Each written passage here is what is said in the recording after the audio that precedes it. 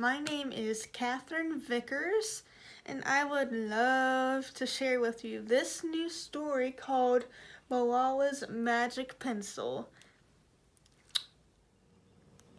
Do you believe in magic?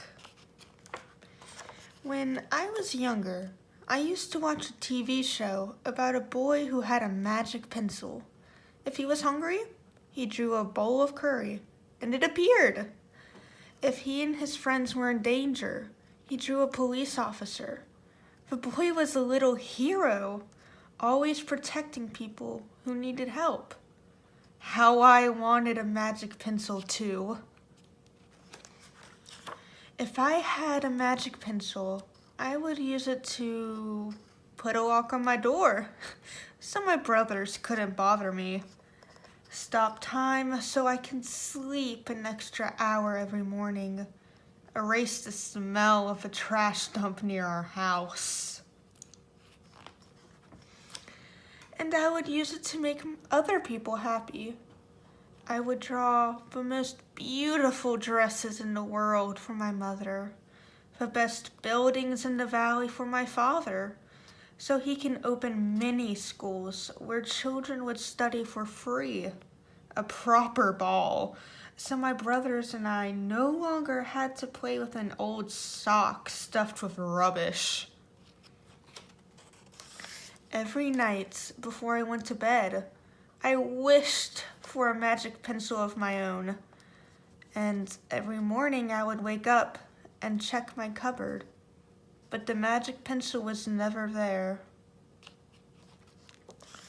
One day, I was throwing away potato peels and eggshells at the dump. I was wrinkling my nose, swatting away flies, and making sure I didn't step on anything dirty in my nice shoes, when I saw a girl about my age sorting trash into piles. Nearby, boys were fishing for metal scraps using magnets on strings. When my father returned home from work, I told him what I'd seen. It made him sad. "Abba?" I said. "Yes, Johnny," he said back. I always liked when he called me dear one. "Why haven't I seen that girl in my class?" "Because," he said, but he didn't finish right away. "Because, Johnny, in our country, not everyone sends their daughters to school, and some children must work to support their family. Those boys will sell the metal scraps they find. If they went to school, their families would go hungry. School was my favorite place, but I had never considered myself lucky to be able to go." My father had always said, "Malala will live free as a bird." Now, I wondered how free I'd truly be. That night, I thought about families who didn't have enough food, and the girl who couldn't go to school, and even about how when I was older, I would be expected to cook and clean for my brothers, because where I came from, many girls weren't allowed to become what they dreamed of. I knew then that if I had the magic pencil, I would use it to draw a better world, a peaceful world. First, I would erase war, poverty, and hunger. Then, I would draw girls and boys together as equals. Over the next few years, instead of wishing for a magic pencil every night, I worked hard in school every day. I wanted to be one of the top students in my class. But soon, powerful and dangerous men declared that girls were forbidden from attending school.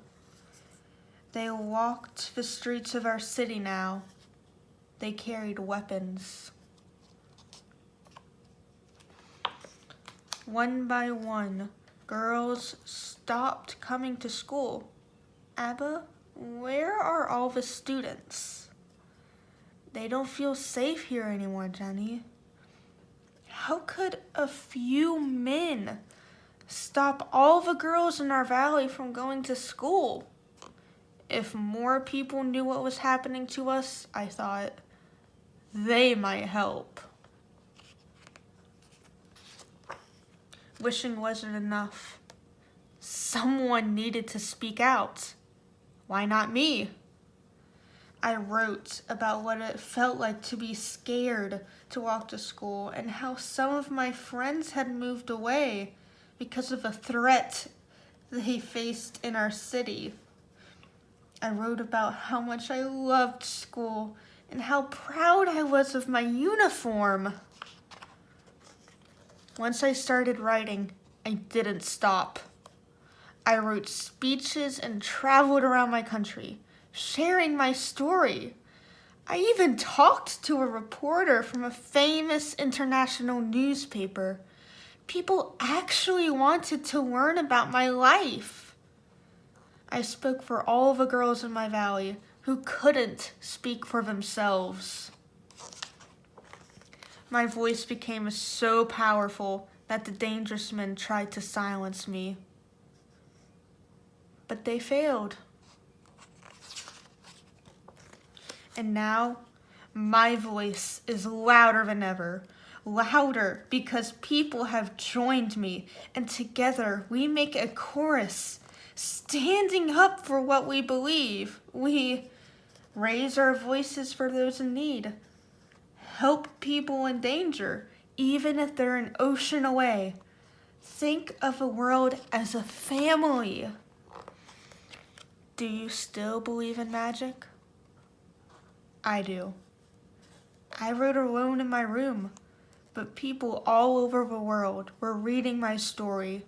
Millions now knew it, and it helped me spread my message of hope. I had at last found the magic I was looking for in my words and in my work. I am Malala. I've always wished I could make the world a more peaceful place, and every day I work to make my wish come true.